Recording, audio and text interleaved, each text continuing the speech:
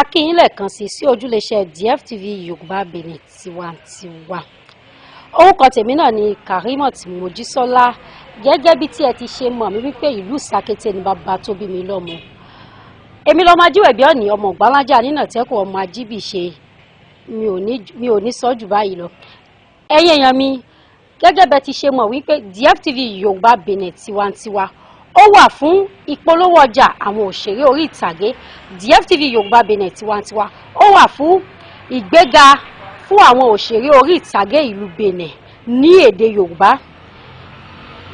Ẹ̀yin èèyàn wa, ànílẹ̀ kan sí DFTV Yorùbá Benin tiwantiwa ó wà fún ìtajà àwọn òṣèré orí ìtàgé Yorùbá ní ìlú Benin.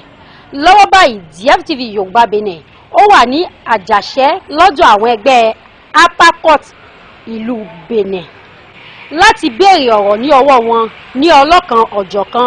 Ìjẹ́ irú ìṣòro wo ni wọ́n ń dojúkọ nípa iṣẹ́ fíìmù, àbí kí ni ìlọsíwájú tí wọ́n ń fẹ́ lérí iṣẹ́ fíìmù Yorùbá di Benin?